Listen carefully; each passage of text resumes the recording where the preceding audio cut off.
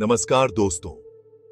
आज हम जापान के तट के पास स्थित एक रहस्यमयी और प्राचीन जलमग्न संरचना के बारे में गहरे पानी में गोता लगाएंगे। इसे योनेगुनी स्मारक के नाम से जाना जाता है, जो एक तरह से जापान के जलमग्न पिरामिड या खोया हुआ शहर है।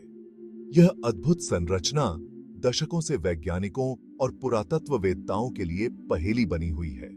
क्या यह प्राकृतिक चमत्कार है या खोई हुई सभ्यता के अवशेष? तो तैयार हो जाइए। हम इस रहस्यमयी योनेगुनी पिरामिड के रहस्यों को जानने के लिए गहरे समुद्र में गोता लगाने जा रहे हैं। इस वीडियो को लाइक, शेयर और सब्सक्राइब करना न भूलें, ताकि आप और भी दिलचस्प कहानियों के बारे में जान सकें।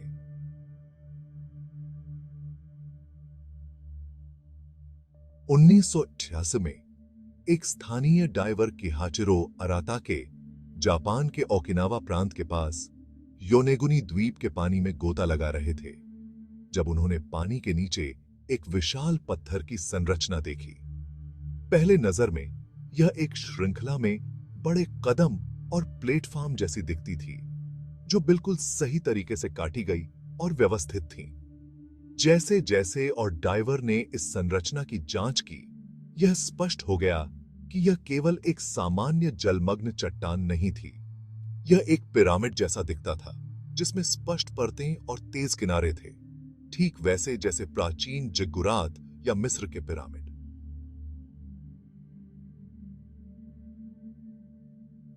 लगभग 150 मीटर लंबा, 40 मीटर चौड़ा और 27 मीटर ऊंचा, योनेगुनी स्मारक वास्तव में विशाल है। इसमें सपाट परतें, तेज कोण और सीढ़ियां और प्लेटफॉर्म जैसी संरचनाएं हैं। कुछ डाइवरों ने तो पत्थरों पर खंभे और एक बड़ा गोलाकार रूप भी देखा, जो एक एरेना या एम्फीथिएटर जैसा प्रतीत होता है। इन संरचनाओं के आकार और सटीकता ने कई लोगों को यह विश्वास दिलाया कि यह प्राकृतिक रूप से नहीं बन सकती। क्या यह प्राचीन शहर के अवशेष हैं, जो समुद्र में डूब गए थे? हजारों साल पहले समुद्र में डूबा योनेगुनी स्मारक की खोज ने वैज्ञानिकों के बीच एक गर्म बहस शुरू कर दी। एक ओर डॉ मासाकी किमुरा, जो ryukyu विश्वविद्यालय के समुद्र विज्ञानी हैं, दृढ़ता से मानते हैं कि यह एक प्राचीन सभ्यता के अवशेष हैं, जो 10,000 साल से भी पहले की हो सकती है। वह कहते हैं कि पत्थरों के तेज किनारे, सपाट सतहें और स्पष्ट नक्काशी मानव निर्माण के प्रमाण हैं। किमुरा के अनुसार यह स्मारक एक खोई हुई सभ्यता के अवशेष हो सकते हैं, जो आखिरी बर्फीली युग के दौरान अस्तित्व में थी, जब समुद्र स्तर बहुत कम था और यह क्षेत्र पानी से बाहर था।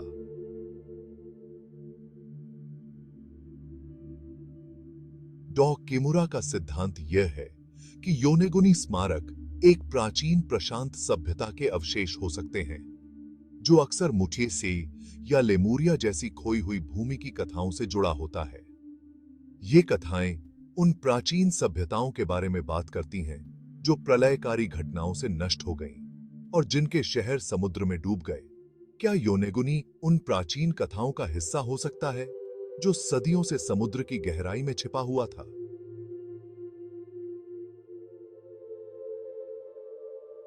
दूसरी ओर, कई भूविज्ञानी और पुरातत्ववेत्ताओं का कहना है कि योनेगुनी स्मारक केवल एक प्राकृतिक चट्टान संरचना है।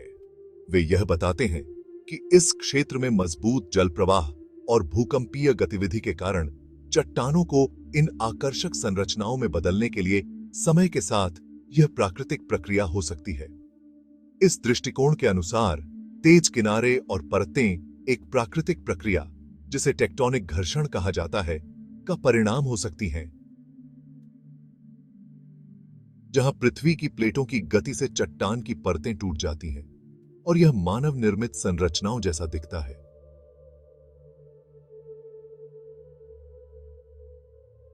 हालांकि चल रही बहस के बावजूद डाइवरों और शोधकर्ताओं ने योनेगुनी में और अधिक दिलचस्प विशेषताएं खोजी हैं, जो प्राकृतिक निर्माण सिद्धांत को चुनौती देती हैं। सबसे आकर्षक प्रमाणों में से एक वह है जो पत्थरों पर नक्काशी और चित्र दिखाई देती है, जिसमें एक मानव चेहरा जैसी छवि और अन्य प्रतीक शामिल हैं।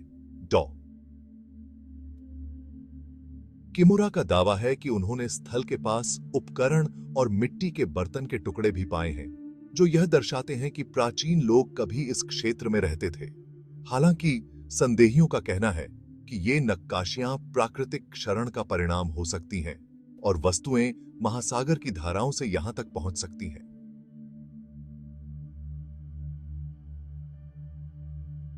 योनेगुनी स्मारक के रहस्य और भी गहरे हो जाते हैं जब हम इसकी आयु पर विचार करते हैं। अगर यह वास्तव में एक मानव निर्मित संरचना है, तो इसे कम से कम 10,000 साल पहले का होना चाहिए, जब समुद्र स्तर बहुत कम था। इसका मतलब यह होगा कि यह पृथ्वी पर ज्ञात सबसे पुरानी संरचनाओं में से एक हो सकती है, जो गिजा के पिरामिड और प्राचीन मेसोपोटामिया के शहरों से भी पहले की होगी। ऐसी खोज से इतिहासकारों को मानव सभ्यता का समय रेखा फिर से लिखनी पड़ेगी और यह मानना पड़ेगा कि एक खोई हुई संस्कृति कहीं अधिक प्रौद्योगिकियों के साथ अस्तित्व में थी, जो पहले सोची गई थी।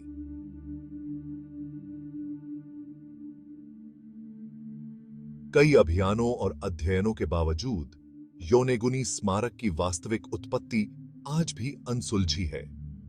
जापानी सरकार ने इस स्थल पर बड़े पैमाने पर पुरातात्विक खुदाई या संरक्षण प्रयासों के लिए कोई विशेष रुचि नहीं दिखाई है, जिससे यह स्थल अभी भी बहुत हद तक अन्वेषित नहीं है।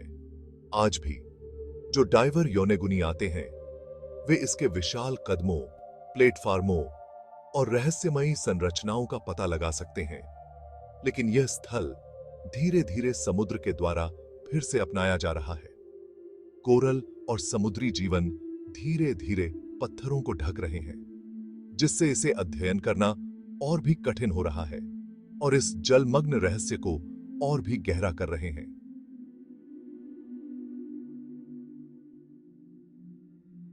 क्या योनेगुनी एक खोया हुआ शहर है जो प्राचीन सभ्यता के अवशेषों को समेटे हुए है, या यह एक अद्भुत प्राकृतिक संरचना है जिसे महासागर ने समय के साथ आकार दिया है? इसका जवाब अभी भी अनसुलझा है, लेकिन इस जलमग्न संरचना के रहस्य का आकर्षण वैज्ञानिकों और अन्वेषकों को समान रूप से सम्मोहित करता है। चाहे यह मानव हाथों का उत्पाद हो या प्रकृति का अद्भुत निर्माण, योनेगुनी स्मारक हमारे महासागरों के नीचे छिपे रहस्यों का प्रतीक है।